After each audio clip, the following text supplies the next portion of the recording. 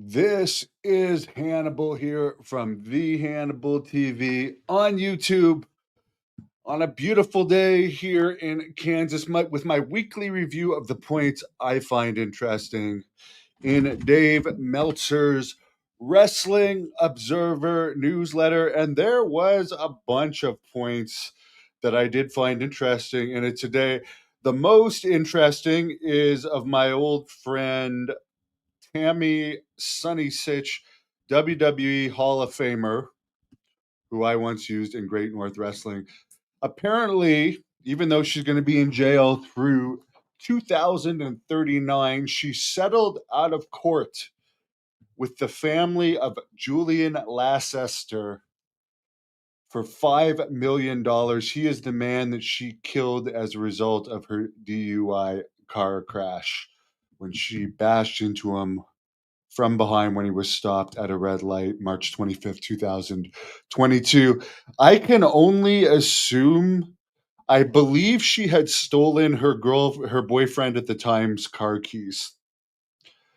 I can only assume that since she stole because she was driving with a suspended license, she had no right to be driving that day. And because she had a license suspended, I highly doubt she had her own insurance. All I can assume for who paid that 5 million, who settled that 5 million, I can only assume that the boyfriend had insurance on the car that she was driving when she smashed into that poor person's vehicle, ending his life. And by all accounts, he was a great guy. K-Dog, I should bring back burger reviews. I'm going to be back in Las Vegas next weekend. I should bring back. I'm still eating them. I should, and I'll admit the state of wrestling today is a little bit boring. But there is there's a bit of juicy news, so I'll get into it. But I will agree with you, K-Dog. Like wrestling just is not doing it for me these days. But I do have something that all of you will find interesting to know. Next week, be sure to subscribe because next week, Rick Bassman invited me last night after he did a podcast with Dan Severin, Mark Kerr, Don Fry, Tank Abbott, Josh Barnett, and who am I forgetting? Anyways, they're all going to be at WrestleMania weekend, starting next Wednesday. The icons of combat, Butterbean. And Rick is presenting this and has invited me to follow them around for the 4 days and record their antics. So, starting next Wednesday, you're going to see me in Las Vegas, wherever this crew is.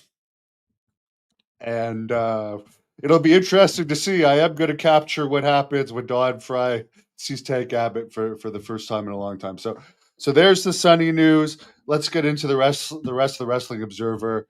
AEW was in Philadelphia for their pay-per-view the other week. They had 7,000 fans in a building in Philly. That holds 10,200.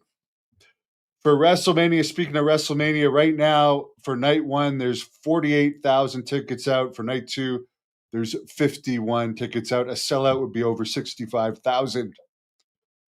So they're a long way from a sellout still, but they'll probably call it a sellout, whatever they have. SmackDown in Chicago last Friday at the Allstate Arena, it holds 18,500. They had 15,800.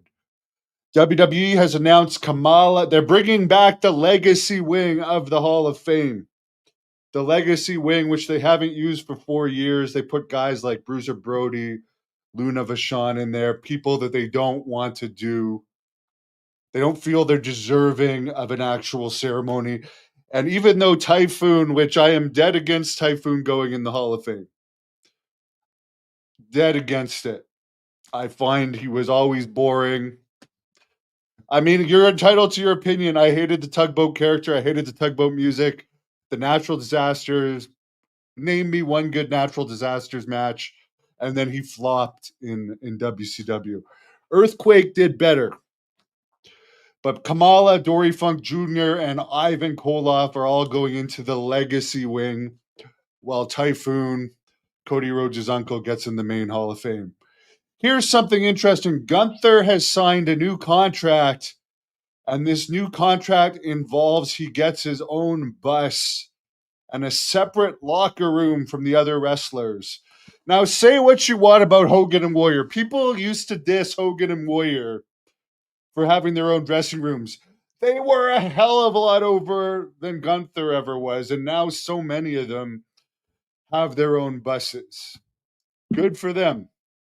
But to me, Gunther is not a true star. Spirit, well, her victim is dead. Her victim is dead. But the family members, I mean, 5 million if the lawyers take 30% or more, which lawyers are the true winners in lawsuits.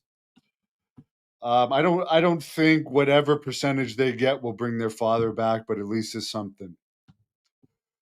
Apparently, for the two WWE tapings at the O2 Arena in London, the SmackDown taping March 28 at 14,600, and the Raw taping March 31st at 16,200. The building holds over 20,000. Still good numbers. I don't know about if they're good for London or not, but they're not bad.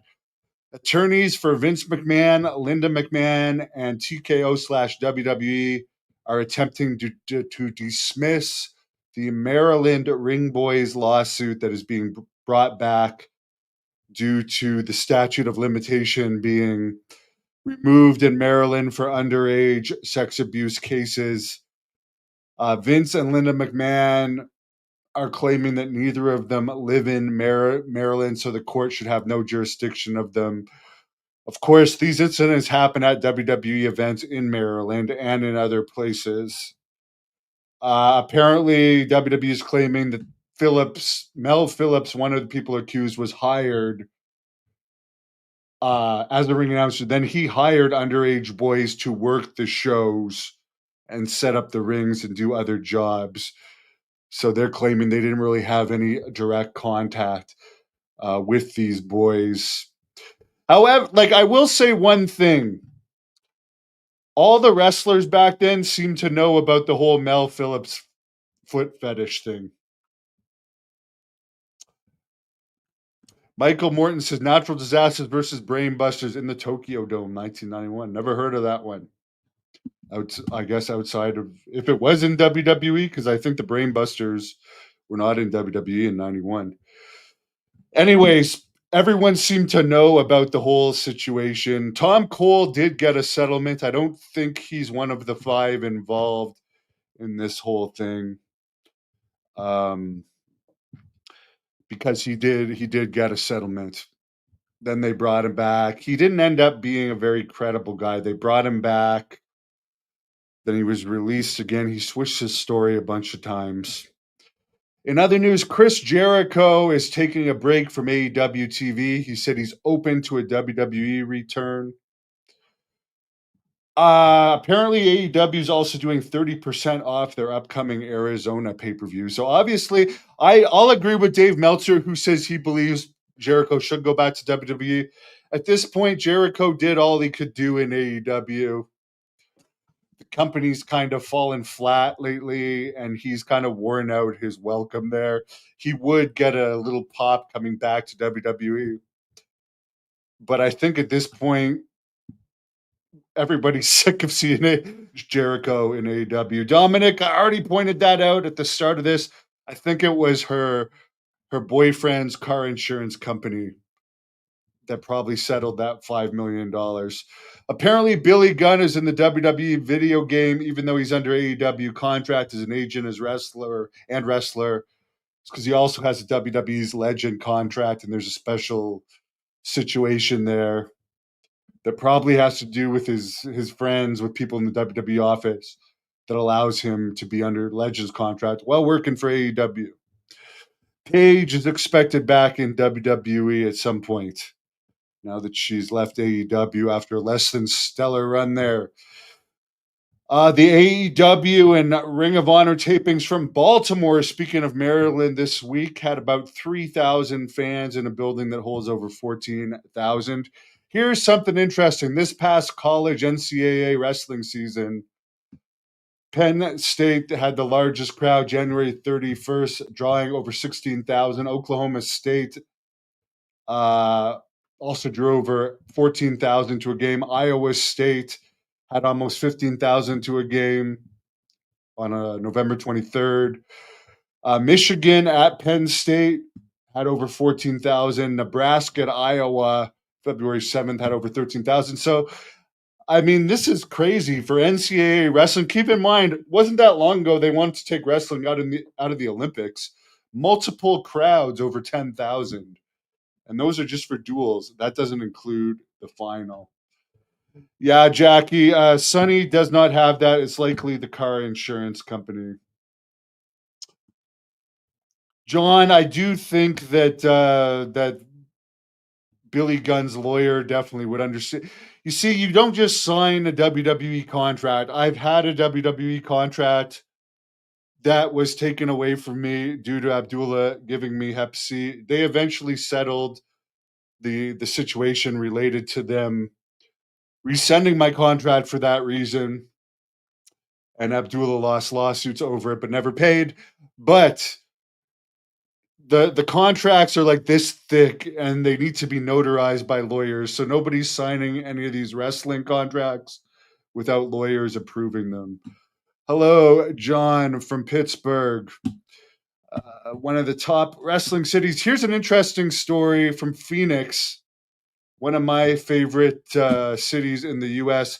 Henry Cejudo, and I'm sorry if I'm pronouncing, I think it's Cejudo. Henry Cejudo, sorry, from UFC, who lives in Phoenix, said a group of teenagers driving 80 miles an hour down his street went up a ramp and crashed into his neighbor's yard and crashed into the side of his neighbor's house.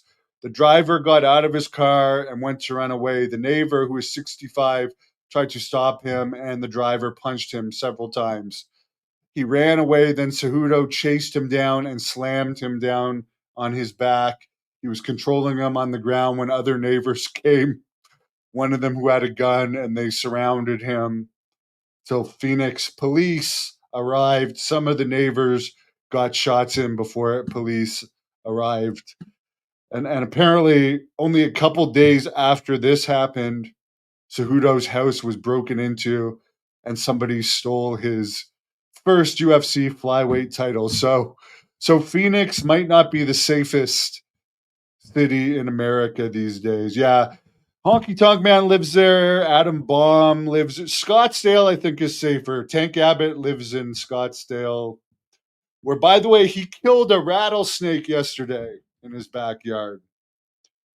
Tank Abbott did. Val Venus lives in Phoenix. A bunch of them do. They're just not all coming to my mind. But the greatest ever from Phoenix was Superstar Billy Graham. I'm going to come right back with one other update that I'm just going to do for fun, since it's Friday, and have some fun and respond to a few funny haters' comments. So there you go. I'm glad that family gets some form of compensation. Alfred, I don't know if I'm coming back to Ottawa, but I'm coming back to film a movie thing in Canada very soon. So, but my next destination is Las Vegas next week. So subscribe to this channel so you don't miss any of those Las Vegas updates. Have a great weekend, and check back with me for my quick video responding to some funny hater comments.